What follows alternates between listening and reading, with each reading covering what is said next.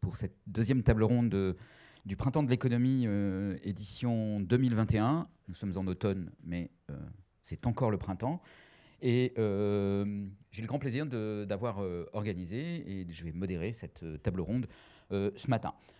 On a voulu dans cette table ronde parler d'un point important, d'une question importante, qui est la question de l'État face aux avenirs qui sont devant nous et aux défis qui sont devant nous. Dans cette perspective, on a tous l'intuition qu'il va falloir réinventer l'État. Et réinventer l'État, ça veut dire en fait repenser tout ce qui s'est construit au fil de la révolution industrielle et surtout après la Deuxième Guerre mondiale, ce qu'on appelle l'État social, dans un certain nombre de ses dimensions et de ses conceptions. Alors, j'ai voulu réunir dans cette table ronde un certain nombre de spécialistes de ces questions qui vont apporter chacun des éclairages, et on va essayer de mélanger ces éclairages pour faire de la lumière sur ce que peut être l'État demain. Donc, je vais présenter très brièvement nos intervenants, et puis on va attaquer tout de suite ce sujet qui est immense et qui, j'espère, va être passionnant. Je m'appelle Xavier Timbaud, je suis directeur principal de l'OFCE, et donc je vais assurer la modération sur la table ronde. J'espère que mes invités vont être particulièrement disciplinés. Alors, dans l'ordre inverse de prise de parole pour le démarrage, Xavier Timbaud, Xavier Timbaud, c'est moi. Il y a beaucoup de Xavier, donc on se perd un peu. Xavier Rago, président de l'OFCE, qui est aussi professeur d'économie à Sciences Po, qui est aussi directeur de recherche au CNRS, et qui est un spécialiste d'un grand nombre de questions, mais en particulier du renouvellement de la macroéconomie sur la question des agents hétérogènes. Ensuite, Hippolyte Dalbis prendra la parole. Il est directeur de recherche au CNRS, professeur à la Paris School of Economics, et il est spécialiste des questions d'inégalité. Il a beaucoup travaillé sur les questions intergénérationnelles, et donc il nous apportera ses éclairages sur ces questions. Jean Pisani-Ferry, qui a énormément de titres à faire valoir, mais que vous connaissez sans doute, qui a été directeur de France Stratégie, et d'ailleurs qui a été commissaire, et qui a été celui qui a transformé le commissariat général au plan en France Stratégie, et qui donc à ce titre a une connaissance extrêmement forte et fine de l'administration française et de sa capacité, ou de ce qu'il faut faire pour la diriger vers le futur. Et puis, en ligne, à Londres, Catherine Odard, qui est professeure de philosophie morale et politique à la London School of Economics, et qui est une spécialiste de Rawls. Elle est l'autrice de nombreux ouvrages, dont un qui moi, m'a beaucoup apporté sur le libéralisme. Quand Catherine Odard est là, il faut faire très attention aux mots qu'on emploie, et en particulier quand on utilise le mot néolibéralisme. Elle est probablement celle qui a la définition la plus pertinente de cette notion. Et donc là aussi, elle nous apportera ses éclairages. Elle a beaucoup travaillé sur les questions en fait, de justice sociale et de justice, de société juste, dans la lignée des travaux de Rawls. Et elle nous parlera en particulier de son dernier ouvrage sur ces questions. Quelques règles du jeu. Donc, mes invités vont parler dans un premier temps pour essayer de lancer le débat. On va essayer ensuite d'avoir un débat animé dans lequel ils se répondront, mais dans lequel vous allez aussi intervenir. Donc, vous pouvez poser des questions sur le site Printemps de l'économie ou sur Twitter avec le hashtag Printemps de l'économie. Printemps de l'éco, pardon. Et les questions me sont ensuite transmises, et donc je pourrai les restituer à nos invités. Il y aura aussi éventuellement des questions de la salle. J'espère que le débat sera animé. Et je vais donner la parole tout de suite à Catherine. J'espère que la liaison va fonctionner parfaitement pour son propos liminaire sur un des piliers en fait, de nos sociétés modernes, qui sont quelle conception de la société juste en fait a-t-on, et comment la concevoir aujourd'hui dans un monde où on s'est rendu compte, après la Deuxième Guerre mondiale et la volonté de bâtir une société juste, les inégalités avaient ressurgi massivement et la question de la perception des inégalités était devenue très aiguë. Et donc, comment intégrer ça dans notre vision du monde de demain? Catherine? Oui, merci Xavier. Vous m'entendez bien, ça va? Parfaitement. Oui, alors merci beaucoup de cette invitation. Je ne suis pas économiste, je suis philosophe. J'ai des choses je pense, à contribuer ici. Alors je commencerai par une citation de John Rawls dans Théorie de la justice, dans la préface de la seconde édition, qui résume assez bien comment, selon lui, il faudrait réinventer l'intervention de l'État, l'État social, la protection sociale, la redistribution. Il écrit « L'idée n'est pas simplement d'assister ceux qui sont perdants en raison d'accidents ou de malchance, bien qu'il faille le faire, mais plutôt de mettre tous les citoyens en position de gérer leurs propres affaires et de participer à la coopération sociale sur un pied de respect mutuel dans des conditions d'égalité. » Rawls pense que plus que l'inégalité de revenus, c'est la concentration de la propriété du capital, surtout du capital productif, dans les mains d'une minorité qui est la cause structurale de l'injustice sociale.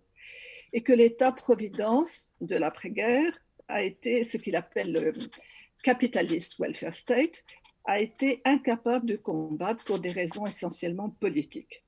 D'où ses espoirs dans un programme politique et social qui lutterait pour généraliser l'accès à la propriété du capital et pour développer ce qu'on appelle property owning democracy, c'est-à-dire on traduit par démocratie de propriétaire, mais c'est une très mauvaise traduction.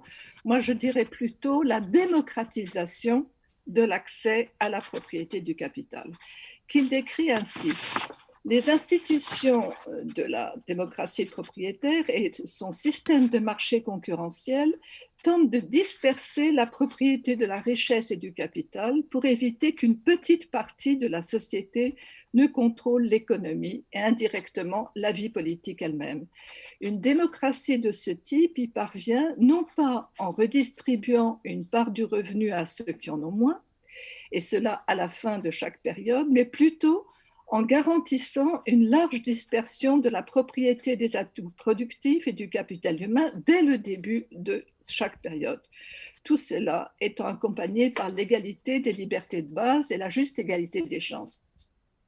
Ce que Rawls dit ici, c'est que les trois principes de justice, donc qu'il a présentés dans Théorie de la justice, ne trouveront une application que par des institutions nouvelles, en particulier donc du type démocratie de propriétaire, c'est-à-dire accès à la propriété du capital productif. Il s'agit pour lui d'un changement de paradigme par rapport à l'utilitarisme et au welfarisme qui ont dominé le développement de l'État-providence dans l'après-guerre.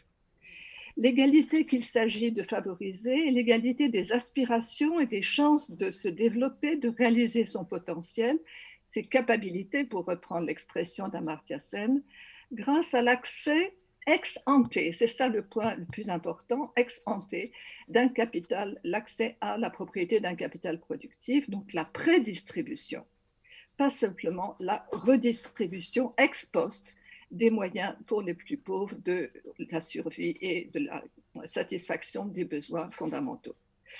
Alors, je ne reviendrai pas sur les raisons qui nous poussent en ce moment à nous poser toutes sortes de questions sur la capacité de l'État-providence à assurer son rôle de régulation du capitalisme. Je crois que les raisons, nous les connaissons tous.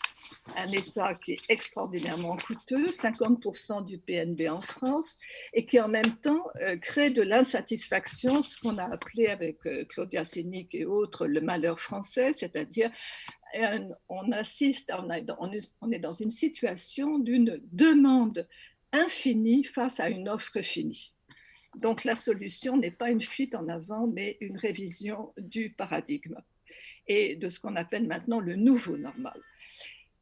Une idéologie néolibérale en panne qui n'assure pas la garantie des biens sociaux fondamentaux que sont l'éducation, l'accès à l'éducation, le logement et santé, une idéologie socialiste en panne qui n'a pas tenu compte des mutations du monde du travail, une société d'individus qui remplace progressivement en France la société de statut et crée de nouvelles aspirations à l'autonomie et à la réalisation de soi, la globalisation, bien sûr, qui affaiblit l'État-nation et redistribue les cartes entre pays riches et les autres, la digitalisation de l'économie et du travail.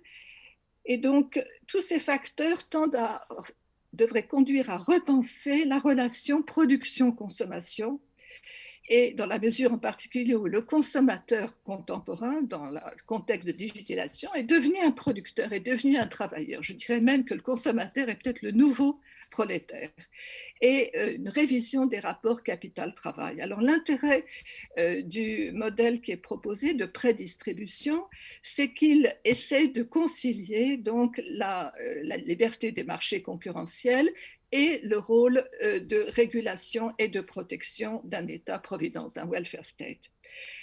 C'est exposé donc dans le paragraphe 43 de la théorie de la justice et surtout dans Justice as Fairness, le restatement, et je l'expose dans mon livre La démocratie et la raison au chapitre 7.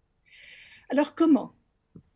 Eh bien, le changement de perspective, c'est de lutter contre les causes d'inégalités injustes et non pas simplement d'en atténuer les effets ex post, les effets économiques, sociaux et politiques destructeurs ex post. La prédistribution s'attaque ex ante aux inégalités structurelles de fortune et de capital par une taxation progressive de l'héritage, des successions, plutôt que de les réduire ex post par des transferts de plus en plus coûteux. Alors, de quel capital s'agit-il ? Alors là, il y a une ambiguïté, parce qu'on peut penser, c'est ça que la traduction française par démocratie de petits propriétaires ou de propriétaires ne rend pas du tout, c'est qu'il ne s'agit pas simplement du capital immobilier, même s'il en fait partie.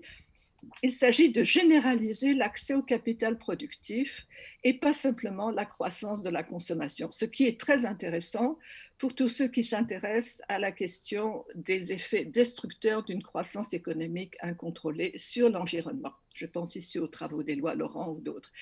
Et donc, l'accès au capital productif qui permettrait un empowerment dans l'entreprise, participation au capital, cogestion, etc., des choses dont on parle depuis fort longtemps, et dans la société. Donc, un modèle de transfert, un modèle de régulation du capitalisme qui serait adapté à une société d'individus autonomes.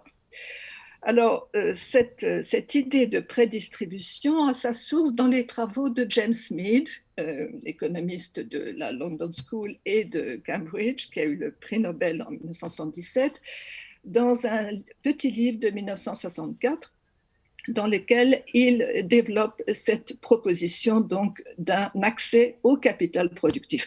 Alors au contraire, si vous voulez, à l'époque Thatcher, il y a eu effectivement un essai de réalisation d'une démocratie de propriétaires par la vente des logements sociaux. Et malheureusement, ça n'était absolument pas la vision de Mead, et ni celle de Rawls, bien sûr, puisqu'il s'agit, dans le cas de Thatcher, il s'agissait essentiellement de garantir des électeurs conservateurs avec cette vente des logements sociaux. Au contraire, l'idée est de répondre au cycle inflationniste des années 70 par des revenus qui ne seraient plus seulement liés au travail, et qui pourraient être réinvestis dans des biens sociaux premiers et pas dans la consommation immédiate. Donc, ce qui compte, c'est la répartition de la richesse, pas sa croissance sans limite, ce qui, à mon avis, a beaucoup d'intérêt pour tous ceux qui réfléchissent à la question de l'environnement et des questions écologiques. Alors, donc, le capital, là, je l'ai précisé. Alors, quel coût ? Alors, l'objection majeure à un tel programme, bien sûr, est son coût très élevé, financé par la taxation progressive du capital et de la richesse. Et James Mead, en 1964, dans son livre, donc, part de l'exemple de la Suède. Il dit en Suède, il y a un impôt très progressif sur les hauts revenus, un impôt progressif sur les successions, sur les dons entre vivres, sur les donations, et un impôt progressif annuel sur la fortune. Mais la position de Rawls espère qu'ainsi, les transferts ne seront plus aussi importants, alors que James Mead, à l'époque, en 1964, voyait la démocratie de propriétaire comme complémentaire des transferts de l'État-providence. Donc là, il y a une différence. Alors, des coûts très élevés et des coûts qui, politiquement, socialement, sont très difficiles à argumenter, enfin à défendre, bien entendu, hein, voir tous les débats sur l'impôt sur la fortune en France.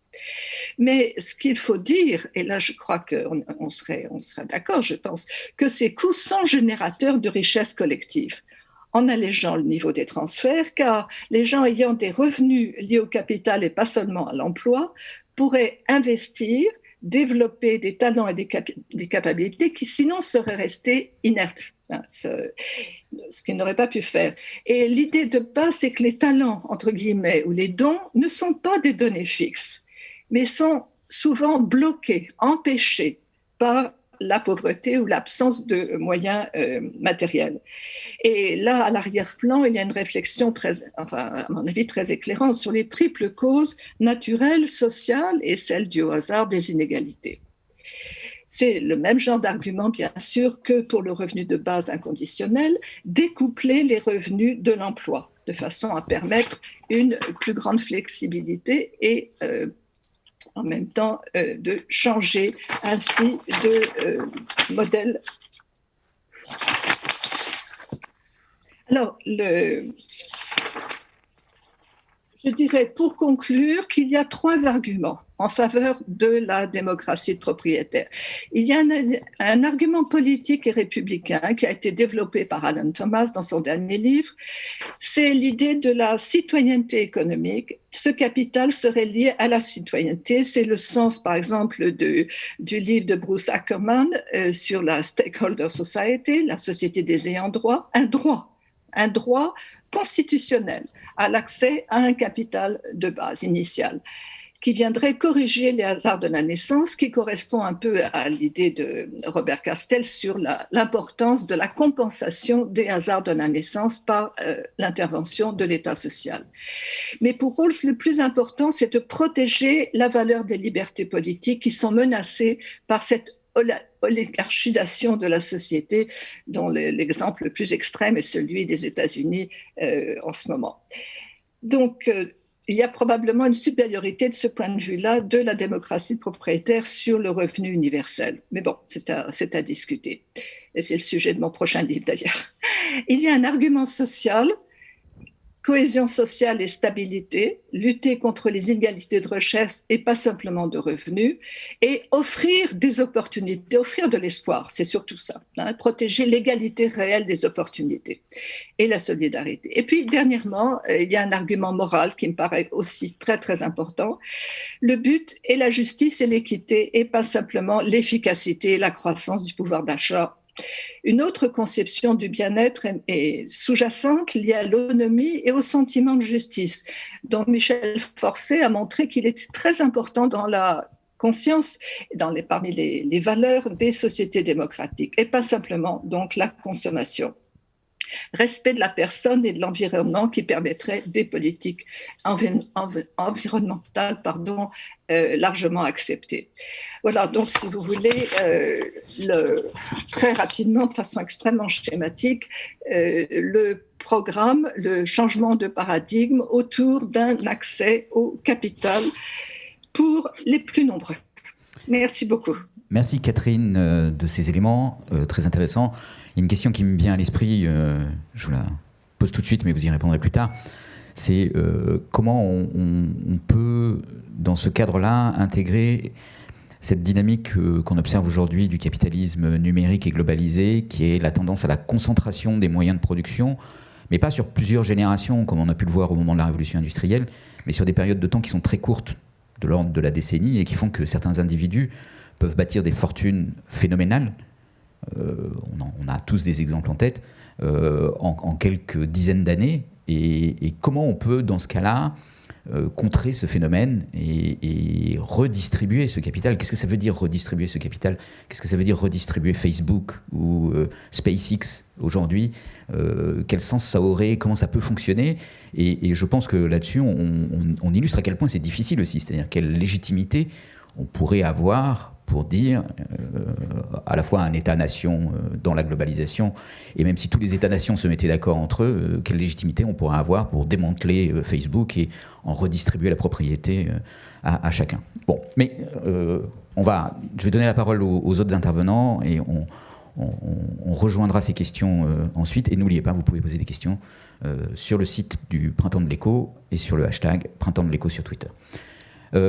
Jean, il y a quelques mois, on a fait un entretien pour une revue qui s'appelle L'économie politique, où on a beaucoup parlé de planification. J'ai beaucoup apprécié cet entretien. Je pense qu'on a tous les deux profité de cette occasion pour réfléchir à ces questions. Et donc, oui. On a avancé. Et sur ces questions, je pense qu'un des points importants, c'est de dire, voilà, on a bien conscience que le monde change et il change beaucoup. Il ne change pas que à cause du changement climatique, ou il ne change pas que à cause de la globalisation. On est vraiment à cette étape de bifurcation, mais c'est une bifurcation qui est massive, parce qu'elle est dans plein de dimensions. Et la question qu'on s'était posée, c'était de savoir, est-ce que l'État qu'on a aujourd'hui, qui s'est construit sur un certain nombre de nécessités, qui a été régulé, qui a été modifié, qui a évolué, est-ce que cet État aujourd'hui, il est capable de nous accompagner dans ces dimensions-là? Et donc, ton avis? Merci Xavier. Oui, c'est vraiment le thème des bifurcations. Donc je vais essayer d'aller vite, mais donner quelques éléments. Je crois que ce qui change, c'est que d'abord on passe, et pas seulement à cause du changement climatique, à cause de la biodiversité, à cause de toutes ces choses, dans une économie d'externalité, c'est-à-dire dans une économie dans laquelle beaucoup d'interdépendances se font en dehors du marché. Et donc en dehors des interdépendances traditionnelles par les échanges de biens, par les échanges de services, etc. Donc ça, c'est très important parce que ça change vraiment la manière dont on doit réfléchir aux responsabilités publiques, puisque par nature, ces externalités ne sont pas spontanément prises en compte par le marché. La deuxième chose qui me semble changer, c'est une dimension risque. Je mets là derrière toute une série de choses. Des risques sanitaires, bien sûr, la récurrence d'événements à fortes conséquences, mais aussi, par exemple, le risque géopolitique, qui est devenu, ou redevenu, une dimension de l'interdépendance qui est très forte, et qu'on redécouvre et qui s'accentue avec l'accentuation de la rivalité entre les États-Unis et la Chine. Donc ça renvoie à ces concepts qu'on manie, qu'on ne sait pas très bien définir, d'autonomie stratégique, de résilience, etc.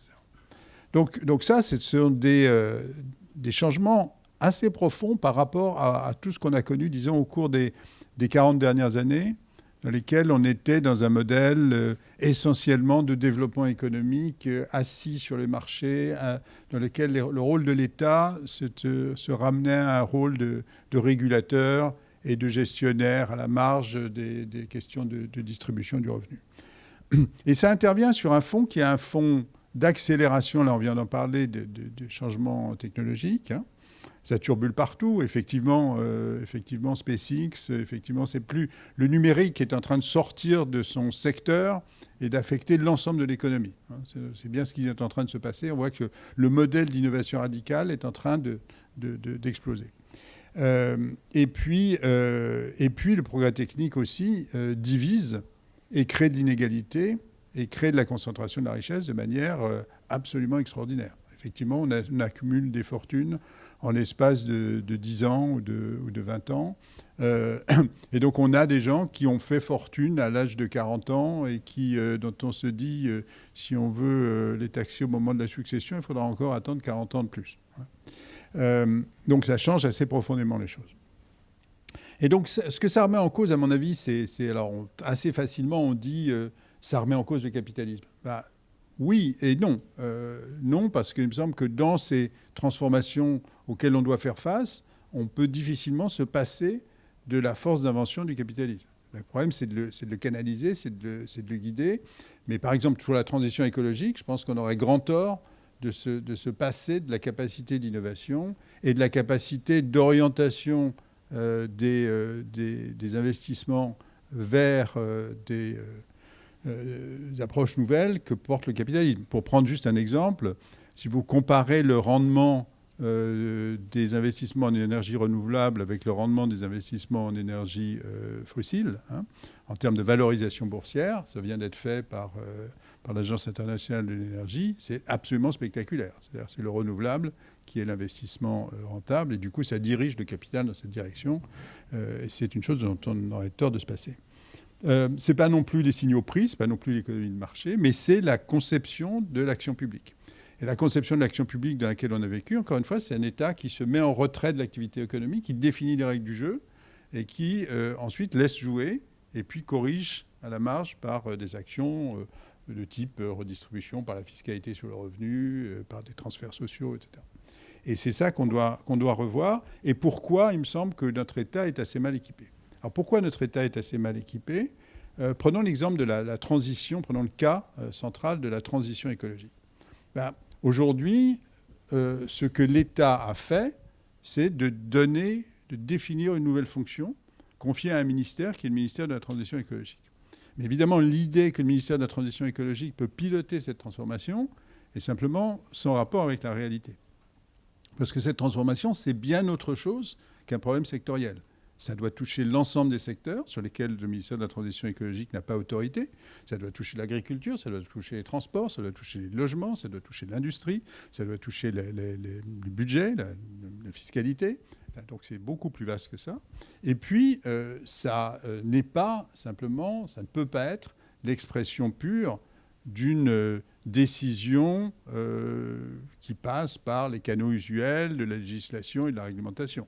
Il y a une dimension collective, une dimension de redéfinition du compromis social qui doit être portée et qui ne peut pas être portée par un ministère sectoriel. Je pense qu'on a une vraie question de savoir où ça se situe dans l'appareil d'État. Mon avis, c'est largement ce qu'on appelle de l'interministériel. C'est-à-dire ça doit renvoyer au Premier ministre ou au président de notre système, mais celui qui fait de la gestion de choses des affaires, c'est plutôt le Premier ministre. Et donc, ça doit avoir cette double dimension de cohérence de l'action publique et de concertation sociale qui peut permettre de conduire une transformation d'une telle ampleur. Alors, c'est là que la référence historique avec le plan intervient, puisque le plan, c'est, dans les années d'immédiate après-guerre, la réponse au constat d'un retard économique considérable et d'un blocage social considérable. Comment faire pour qu'une société qui était crispée sur la répartition d'une économie considérablement diminuée par la guerre puisse s'orienter vers la croissance tout en gérant ces différentes répartitions. Et c'est là que le plan a été une espèce de magie de construction à la fois de ce projet économique et de ce projet social. Donc, on pourra revenir dans la discussion sur est-ce qu'on a la capacité. Il me semble qu'aujourd'hui, cette capacité dans l'État, elle est très diminuée. L'autre capacité qui est très diminuée, et je terminerai par là, c'est la capacité de gestion du risque. Puisque ce qu'on a fait, c'est qu'on a, depuis aussi une trentaine, une quarantaine d'années, on a extériorisé le risque. C'est-à-dire on a considéré que le risque, c'était du risque spécifique, le risque sanitaire, le risque nucléaire, le risque financier, et on a chaque fois confié à une agence spécialisée le fait de gérer ce risque. Pour des bonnes raisons d'ailleurs. Bonne raison, c'est de dire ne faisons pas de confusion. Ne confondons pas les objectifs de sécurité sanitaire avec les objectifs de politique industrielle. Ne faisons pas que EDF soit à la fois le gestionnaire du risque et le gestionnaire du parc nucléaire. On a une autorité de sûreté nucléaire. Donc c'est très bien. Mais en même temps, on voit bien que ça ne nous prépare pas à la type de gestion du risque auquel il faut faire face aujourd'hui, qui est beaucoup plus vaste, qui est beaucoup plus dans l'interdépendance et auquel, par exemple, renvoie la question de résilience. La question de résilience, ce n'est pas de faire face au risque de ne pas avoir de paracétamol. Ça en fait partie, mais c'est beaucoup plus vaste que ça. C'est la capacité de rebond d'une société, la capacité d'une société, d'une économie à gérer des risques très importants. Et de ce point de vue-là, l'État n'a plus beaucoup de culture du risque, puisqu'il l'a précisément extériorisé dans une série d'agences.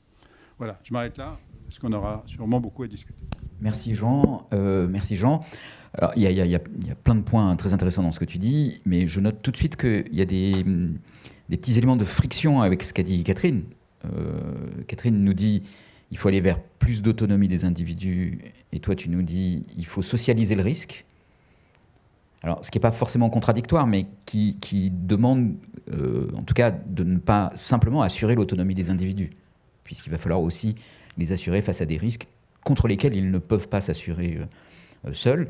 On a tous l'intuition et même la démonstration que ces risques sont considérables. Enfin, en tout cas, la crise sanitaire qu'on vient de vivre nous montre que les ordres de grandeur ne sont pas ceux qu'on pouvait imaginer il y a quelques années. Ils sont stupéfiants de ce point de vue-là. Et la gestion de risque individuel ne suffit pas à traiter le problème collectif. C'est bien ce que nous a appris la pandémie. Exactement. C'est-à-dire, le fait de dire, moi, je fais mon calcul pour savoir si je me vaccine ou pas, ça n'est pas une réponse au problème collectif du contrôle de la pandémie. Voilà. Et Catherine nous dit, entre efficacité et la justice prédistributive des moyens de production, qui est le moyen de garantir l'autonomie des individus, il faut quand même remettre le curseur vers la redistribution ou la prédistribution. Et toi, tu nous dis qu'il faut quand même chevaucher la capacité d'innovation du capitalisme, parce que sans cette capacité d'innovation, les défis qui sont devant nous sont insurmontables. Et donc là aussi, il va falloir arriver à articuler ces éléments-là. Je ne sais pas si c'est des contradictions, mais en tout cas, c'est des éléments qui peuvent faire quelques étincelles. Avant de complètement allumer le feu avec ces étincelles, je passe la parole à Hippolyte. Moi, je suis là pour éteindre le feu. C'est ça. Pour l'alimenter. Peut-être, en tout cas, je vais être moins conceptuel. Tout d'abord, j'aimerais remercier le Printemps de l'économie pour son invitation, et puis l'INSEC, et puis vous toutes et vous tous qui êtes là. J'ai l'impression que mon micro fait du bruit. Je ne sais pas si c'est une gêne ou pas. Bon, il faut que je sois plus. D'accord. Et là, du coup, vous m'entendez pas. C'est ça. Il faut trouver la juste mesure. Alors, donc moi j'aimerais commencer par un sondage qui avait été transmis par les organisateurs du Printemps de l'économie, et sur lequel on nous a demandé de réagir. Et il y avait quelque chose qui m'intéressait beaucoup dans ce sondage, c'est qu'à chaque fois les réponses étaient données par classe d'âge. D'accord, on savait ce que pensaient, je sais pas, les 18-25 ans, etc., etc. Et j'aimerais un tout petit peu discuter avec vous de cette question de jeunes, vieux, d'inégalité entre les générations et inégalité vis-à-vis justement de l'action publique. Il y avait notamment une question qui était, je dois dire, qui m'a interpellé, qui était très importante, qui était est-ce que vous êtes pour un renforcement de la protection sociale, même si ça doit nous donner, si ça doit nous coûter plus cher. Et là, je vais les appeler les jeunes, c'est-à-dire les 18-25 ans, ont répondu massivement oui. Je crois que c'était quelque chose comme 60% étaient pour un renforcement de la protection sociale. Là où les plus de 60 ans, eux ont répondu massivement non. Selon le sondage, il y avait 75% des plus de 60 ans qui ont dit non, on ne veut pas ce renforcement-là. Alors, bon, il y a une divergence de point de vue qui était très nette, qui m'a un petit peu interpellé, je dois dire. Puis après du coup, j'ai relu la question, qui était, je dois dire, un petit peu étrange, parce qu'elle disait, non, elle était bien, mais bon, si, en fait, elle était un peu étrange, parce qu'elle disait, êtes-vous pour un renforcement de la protection sociale, entre parenthèses, revenu universel, RSA jeune, etc. Alors là, j'ai compris. Donc finalement, les jeunes disaient oui, on est pour un RSA jeune, et puis les vieux, bon, appelons-les comme ça, étaient contre. Et là, du coup, on n'est plus dans l'inégalité ou la différence de point de vue, on est beaucoup plus dans la différence d'intérêt. Et ça, c'est un vrai sujet, savoir si finalement l'État c'est arbitrer entre ces différences d'intérêts, ou plutôt est-ce qu'il n'arbitre pas toujours en fonction des plus âgés. Et il y a énormément d'éléments qui nous disent que non, en fait, il arbitre en fonction des plus âgés, ne serait-ce que parce qu'il y a des mouvements, des mouvements de jeunesse, je ne sais pas quoi, les hockey boomers, je sais pas, les trucs sur l'environnement, sur l'idée qui est inlassablement répétée, comme quoi l'État ne prend pas en compte le futur. Et je dirais, parfois même dans la même phrase, on dit quand on ne prend pas en compte le futur, on ne prend pas en compte les générations futures, et donc on ne prend pas en compte la jeunesse. Et ça, ça s'explique généralement très rapidement en disant regardez, tout le personnel politique, ce sont des vieux, les jeunes ne sont pas représentés dans le personnel politique. Regardez, les mandats sont courts, typiquement c'est 5 ans, donc par définition, un politicien veut se faire réélire et donc il se moque du futur, etc., etc. Ou bien, je ne sais pas quoi, les budgets sont annualisés, ils ne prennent pas en compte le futur et les générations futures. Alors là, moi, ce que je dis, c'est que je pense qu'il faut aller une étape plus avant que ce simple constat et d'aller regarder concrètement, en fait, ce que l'État fait pour les différentes générations. Et donc, on a un instrument qui est très puissant, en fait, dans nos économies et puis même dans l'appareil d'État, qui est la comptabilité et la comptabilité publique. Et on peut aller plus loin en utilisant cette comptabilité publique pour voir comment sont traitées les différentes générations. Alors, ce qu'on fait, c'est qu'on peut regarder si l'argent va vers les plus jeunes, vers les personnes d'âge actif ou vers les personnes plus âgées. On peut regarder dans quelle mesure les flux financiers vont à destination des différents âges. Et si vous faites ça d'année après année, on peut voir même, finalement, si certaines générations sont favorisées ou non par le dispositif d'État. Est-ce qu'il est injuste, typiquement, envers les plus jeunes? Alors, parfois, c'est très facile. Si vous prenez, je ne sais pas quoi, les dépenses qui vont être faites pour payer les instituteurs, les institutrices, ça, c'est une dépense qui est directement destinée aux plus jeunes. Si vous prenez les dépenses pour les infirmiers et les infirmières dans les EHPAD, c'est directement une dépense qui est faite pour les plus vieux. Et puis parfois, c'est plus compliqué. Si vous prenez par exemple, on prend la crise sanitaire qu'on vient de voir, une grosse partie des sous qui ont été dépensés, c'était pour le chômage partiel et pour des aides aux entreprises.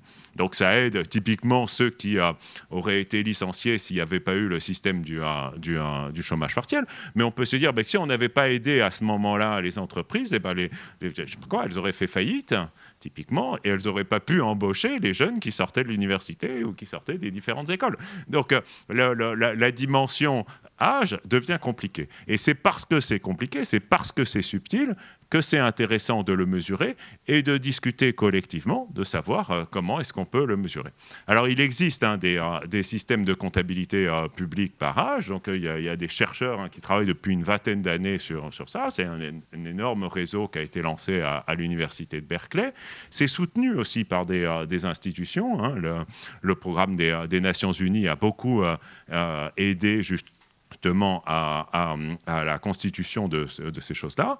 En France, moi, j'ai eu la chance de participer en fait à une réflexion sur comment est-ce qu'on pouvait le faire par la France. On était aussi soutenu par une institution qui était le France Stratégie, et Jean, qui est à mes côtés, nous a beaucoup soutenus. On continue à travailler avec eux et on établit comme ça, pour tous les domaines, non seulement de l'intervention publique, mais pas seulement, de l'économie, quels sont les flux financiers vers les différentes générations. Alors, si vous prenez, je ne vais pas donner tous les détails, je donne un exemple. Si vous prenez la protection sociale, typiquement au cours de la dernière décennie ou des 20 dernières années, ce sont les plus âgés qui emmènent l'évolution des dépenses de protection sociale, de façon considérable. Il y a un alourdissement du coût de la protection sociale qui est lié aux plus âgés. Mais ce que vous dit typiquement, ce que vous disent les comptes par génération, c'est que si on regarde ce que reçoit chaque personne âgée de la part de la protection sociale, on s'aperçoit que là, dans ce cas, il y a une diminution. D'accord ? En fait, individuellement, la protection sociale, l'appareil d'État est moins généreux avec chaque personne âgée qu'il ne l'était avant. Alors, vous voyez, ça coûte plus cher parce que finalement, ces générations-là sont plus nombreuses, hein, c'est les générations d'après-guerre, ou bien ils vivent plus longtemps. Mais je dirais que d'une certaine manière, c'est pas de leur faute, vous voyez. Puis en fait, tant mieux, même s'ils vivent plus longtemps ou que les gens ont fait beaucoup d'enfants après la guerre. Voilà, ils ont été contents, ils ont fait beaucoup d'enfants. Et voilà, on ne peut pas reprocher à cette génération d'être nombreuse ou de vivre longtemps. Et si on va individuellement, on s'aperçoit qu'ils touchent plutôt moins, alors même que la protection sociale ou en fait l'ensemble du dispositif d'État à l'égard des plus jeunes est de plus en plus généreux. Voilà, donc il y a beaucoup d'éléments qu'on peut repenser comme ça, et moi ce que j'appelle, c'est d'une certaine manière à une institutionnalisation, vous voyez, de ces procédés.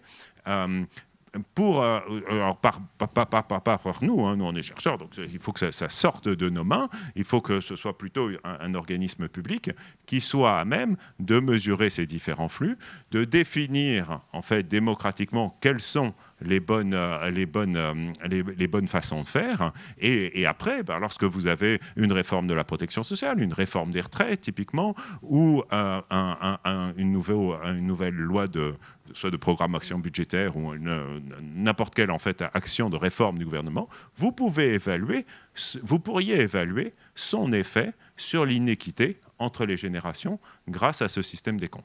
Et voilà. Et après, les chercheurs, ils passent à d'autres sujets. Hein. Typiquement, nous, on travaille beaucoup sur les inégalités de genre, par exemple, mais aussi les inégalités d'actifs entre les générations. Hein.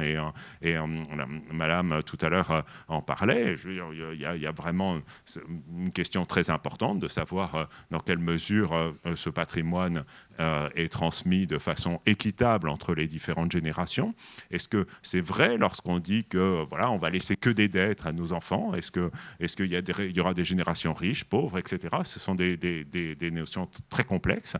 Et je dirais même, hein, j'en finis par là, je pense que la question aussi de l'environnement, on peut mesurer en fait la contribution de chaque génération au réchauffement climatique. Et ça, c'est des sujets qui me paraissent très importants pour une société des âges qui soit pacifiée.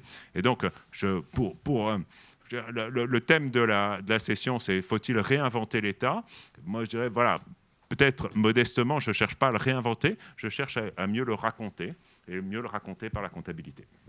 Et la comptabilité intergénérationnelle, celle-là, qui effectivement permet de quantifier ces discours qui sont parfois pas assez précis et dont on mesure mal, en fait, la réalité. Oui, il y a quand même une vraie désaffection de la jeunesse par rapport à l'appareil politique. Je veux dire, quand on voit les taux de participation aux élections, c'est absolument considérable. Lorsque finalement c'est pas la seule, mais une des expressions de la jeunesse dans le débat public est une expression de dénonciation de « vous n'avez rien fait ». Vous n'avez rien fait pour le changement climatique, il y a une urgence, donc vous êtes responsable. Je pense que oui. C'est légitime. Déjà, je pense, non, c'est légitime de parler, tout le monde a le droit de parler, mais je pense que c'est pas juste. Et ça ne s'appuie pas, vous voyez, sur des faits. Et c'est très important dans le débat démocratique qu'on puisse mettre à disposition des faits, des éléments qui soient objectifs et qui permettent de construire le débat. Merci, Hippolyte. Xavier, le temps file et on a plus de sujets maintenant qu'on en avait au début. On voit qu'en fait, il y a quand même dans réinventer l'État beaucoup de choses qui sont compliquées parce qu'il faut être agile, préparer demain, il faut revoir, accepter les nouvelles réalités du monde qui ne sont plus celles de l'après-guerre. Mais en même temps, il y a aussi cet héritage à conserver, il y a cette dimension intergénérationnelle.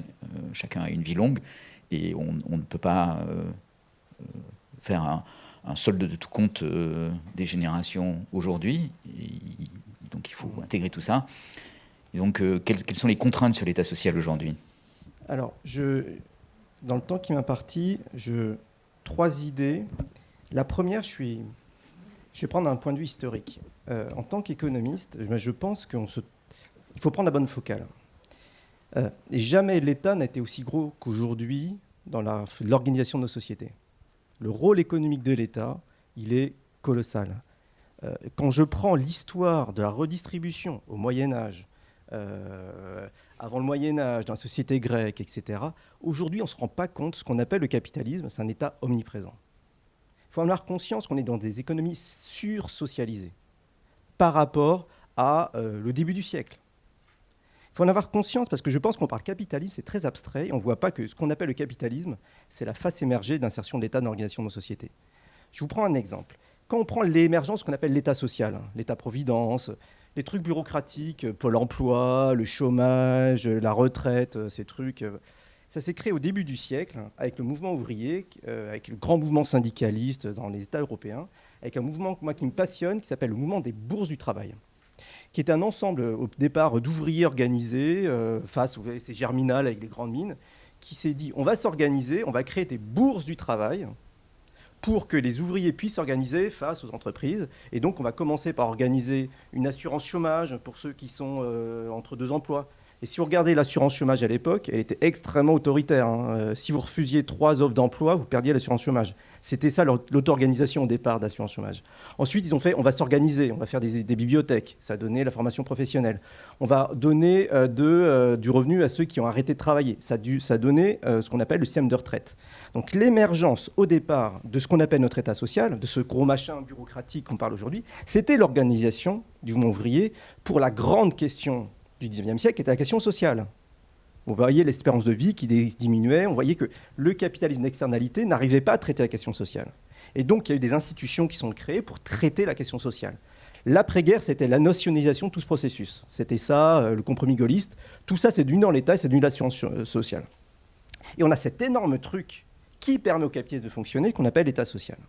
Ça a traité à peu près tant bien que mal la question sociale. C'est qu'aujourd'hui, l'assurance de vie est assez développée. Aujourd'hui, les jeunes, quelle que soit votre origine, vous avez des trajectoires de vie qui sont relativement pas tout à fait comparables. Il y a encore beaucoup d'inégalités, trop dans nos sociétés.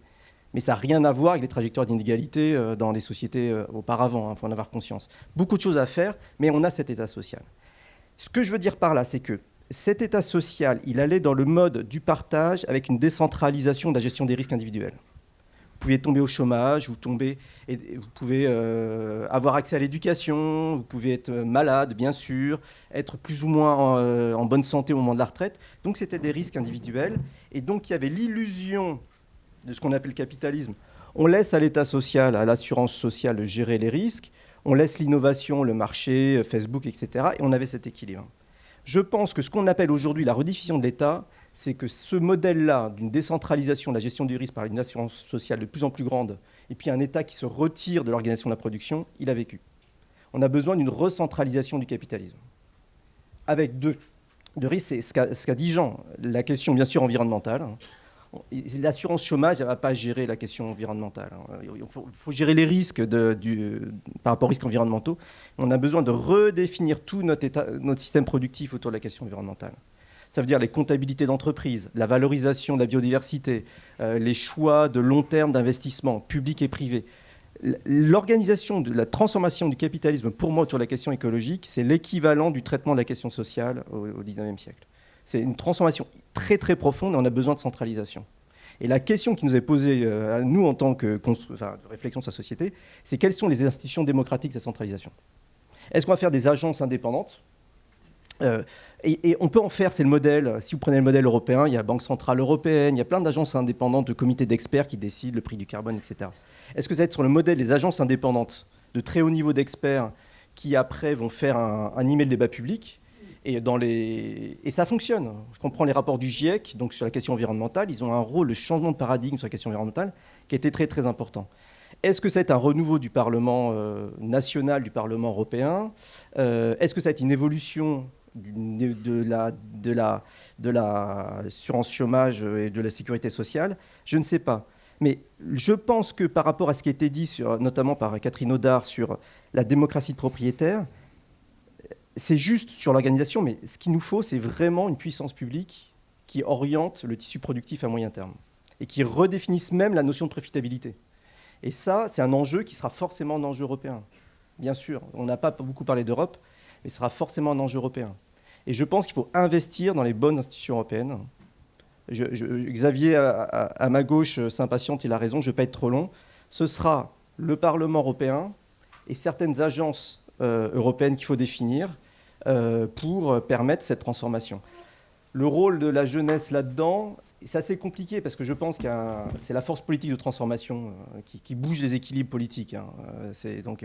Voilà, il faut bouger les choses, mais ça demande un moment de réflexion pour aller dans la finesse de la politique, d'innovation institutionnelle qui est nécessaire. Donc je pense qu'il y aura un mouvement de la jeunesse pour montrer la nécessité d'une centralisation, d'une planification, et la rencontre d'une bureaucratie d'experts qui seront les jeunes de demain, hein, quand vous serez aussi des intellectuels experts, qui permettra de mettre en place ces nouvelles institutions du capitalisme démocratique et centralisé. Merci Xavier. Alors, il y a une question de Margot qui m'arrive sur WhatsApp à laquelle je pense que tu as répondu. Donc la question c'était est-ce que l'État doit se réinventer, ça c'est sûr, mais est-ce qu'un équilibre est possible entre l'interventionnisme et le retrait de l'État dans l'économie? Et en fait, si je comprends ce que tu nous dis en fait non, il doit y avoir un retour de l'État dans l'économie.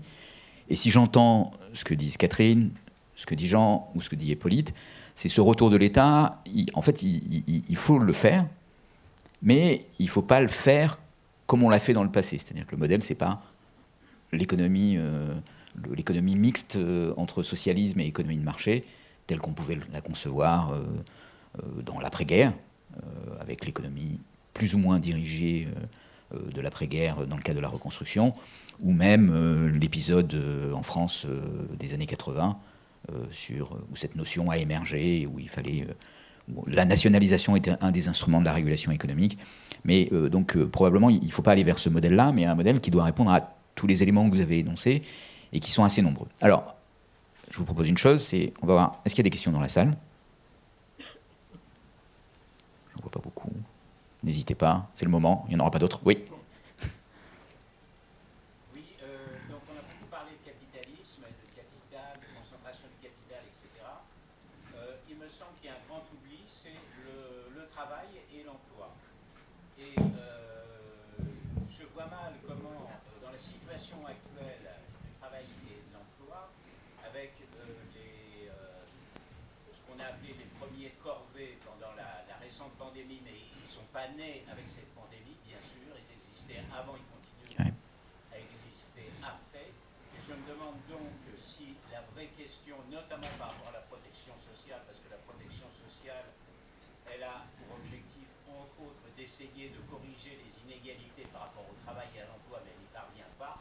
Je me demande si ce n'est pas de là qu'il faut partir, plutôt que de créer des capitalistes travailleurs qui, pour certains d'entre eux, n'auront pas du tout les moyens, aussi bien intellectuels que matériels, de gérer la propriété qu'on leur a donnée. De ce point de vue-là, l'expérience des pays de l'Est au moment où on a privatisé les entreprises, où on a essayé de démocratiser le capital, ont été catastrophiques, comme vous le savez. Merci, c'est une question très intéressante. Est-ce qu'il y a très rapidement une autre question? J'en prendrai pas beaucoup plus, hein, donc très brièvement.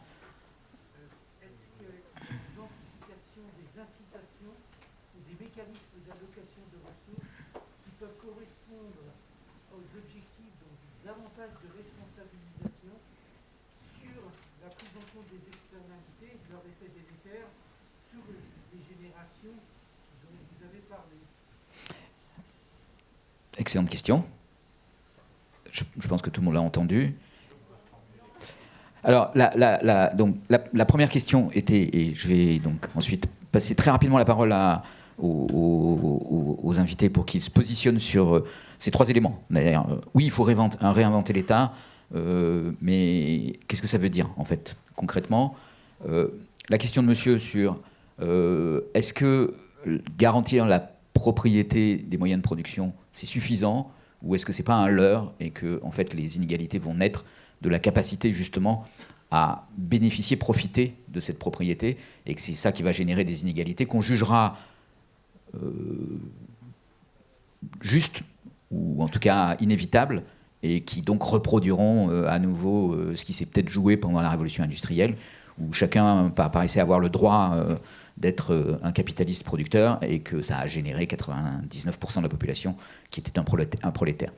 Donc voilà. Et puis la question de monsieur sur les incitations, l'âge des externalités, est-ce qu'il existe des mécanismes et des incitations plus concrètes qu'on pourrait mettre en place pour responsabiliser chacun, responsabiliser pour répondre à l'injonction de Catherine Audard qui est d'avoir des individus qui possèdent leur futur et qui en même temps collectivement vont dans le bon sens et donc participent à l'intérêt de tous et à l'intérêt général.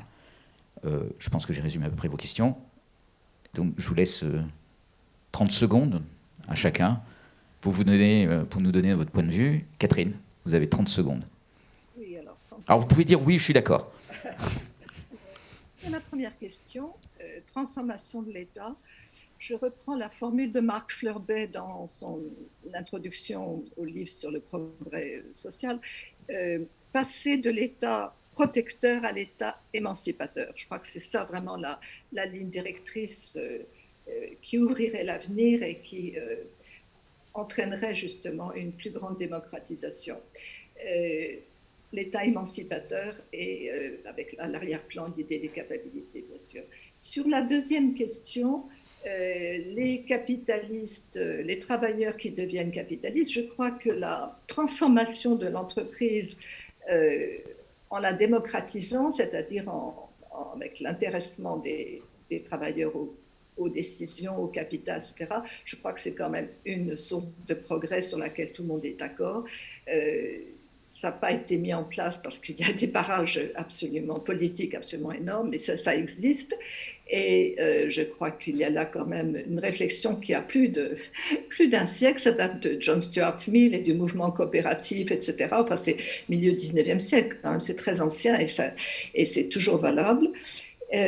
Donc, je ne pense pas qu'il faille être aussi négatif quant à la capacité de chacun de prendre en main son avenir et d'utiliser au mieux, de faire fructifier son capital de départ.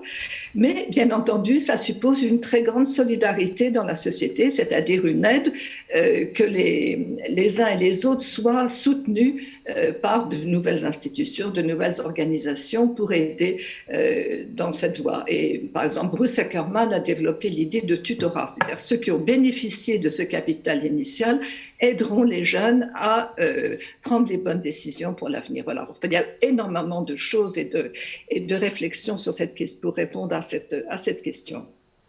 Merci Catherine. Jean, 30 secondes. 2 points. D'abord sur cette question de l'accès au capital. Je pense qu'il faut distinguer 2 choses. Il faut distinguer le contrôle, la gestion des entreprises, dans lesquelles les salariés sont déjà investis par leur capital humain dans l'entreprise. Et donc la question, c'est comment est-ce que ceci les amène à participer aux orientations stratégiques de l'entreprise. C'est une question de gouvernance d'entreprise. Et puis il y a le sujet individuel de l'accès au capital des individus qui n'en ont pas. Et c'est, à mon avis, c'est un sujet complètement différent. C'est-à-dire qu'on peut construire, effectivement, des outils qui, au lieu de donner du revenu quand on est dans une situation de perte de revenus, donnent un accès au capital et sont plus un outil d'émancipation, de construction de parcours individuels. Le deuxième point sur lequel je voulais intervenir, c'est la question de l'emploi de monsieur. Moi, je suis plus inquiet sur la capacité de réorganiser l'emploi que sur le volume d'emploi. Sur le volume d'emploi, très franchement, j'en sais rien. Mais en revanche, je vois bien que l'accélération de la numérisation, les suites de la pandémie vont provoquer effectivement un certain nombre de chutes d'emplois dans un certain nombre de secteurs et que la transition écologique, pour prendre que ça, va créer de besoins d'activité, d'emploi dans d'autres secteurs. Et donc, on va avoir des problèmes massifs de transformation, de réallocation, de redéfinition de compétences, qui me paraissent être là des sujets sur lesquels, effectivement, la puissance publique doit lourdement s'investir. Hippolyte, 30 secondes. 30 vraies secondes. Merci. Lui, il a eu combien 30 secondes, il a eu. Ah oui, c'est pas un chronomètre suisse. Je fais pareil. J'aime bien en fait la mise en perspective assez simple, mais je pense assez juste, accès au capital ou accès à l'emploi. Voilà, pour répondre un petit peu aux deux dimensions. Alors, je ne sais pas si je serai libéral ou pas, etc. Je vais donner plutôt mon sentiment. Je ne sais pas comment le caractériser. Spontanément, je me dis que c'est plus important de donner accès à l'emploi que de donner accès à du capital. Je pense qu'aujourd'hui, c'est important pour s'insérer dans la société d'avoir un emploi et d'y participer. Alors, la situation n'est pas si catastrophique. Hein. Je veux dire, les gens ont des emplois, mais pas tous. Et ceux qui n'ont pas d'emploi, en fait, il y a deux catégories, et c'est là que l'État peut intervenir. La première, c'est ceux qui n'ont pas eu l'éducation adéquate. L'État met beaucoup d'argent dans l'éducation, mais peut-être pas toujours aux bons endroits. Il y a certains pour lesquels il faut faire plus. Hein. Souvent, ceux qui, éventuellement, comme le disait Catherine, ceux qui n'ont pas eu ce capital, mais au sens plus large, hein, je dirais initial. Et la deuxième partie, c'est ceux qui sont discriminés. Et là encore, hein, je pense qu'il faut que l'État fasse beaucoup dans la lutte contre les discriminations, que ce soit à l'égard de certaines minorités d'origine, certaines minorités sexuelles, ou aussi des minorités d'âge. Hein, et la question de l'emploi des seniors est très importante. Voilà, donc je préfère cette société-là où on s'assure, où l'État finalement s'engage à faire en sorte que tout le monde puisse s'insérer dans la société, plutôt que distribuer du capital et distribuer un capital initial. Je ne sais pas très bien comment, on ne saurait pas très bien comment le distribuer. Il me semble que le distribuer de façon comme un revenu universel, le distribuer équitablement, quelles que soient les conditions d'origine, peut renforcer d'une certaine manière certaines injustices, parce que ceux qui disposent déjà de ce capital auraient également un capital public supplémentaire. Xavier, 15 secondes, je te laisse finalement. Alors moi, je suis pas très à l'aise avec ce débat capital, parce que je pense que je sens pas les choses comme ça. Je pense que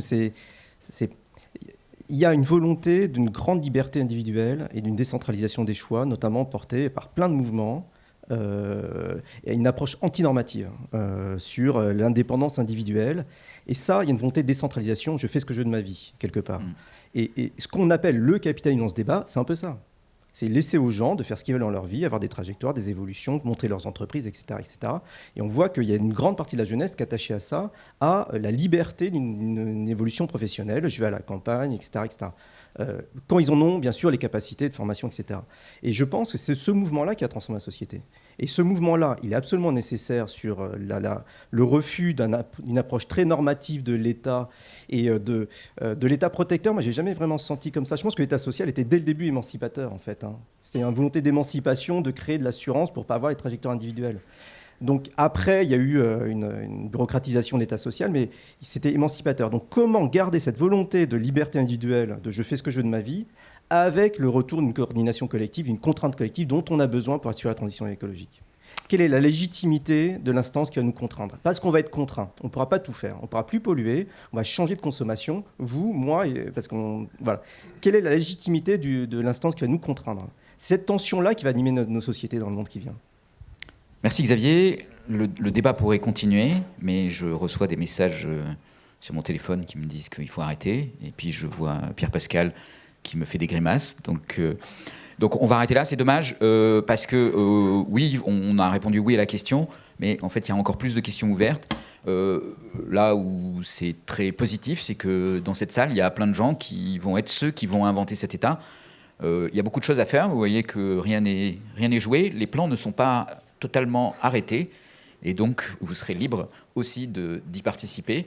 Je pense que c'est un défi passionnant d'arriver à combiner ce besoin d'individualisme et cet âge des externalités, qu'elles soient climatiques, géopolitiques, intergénérationnelles.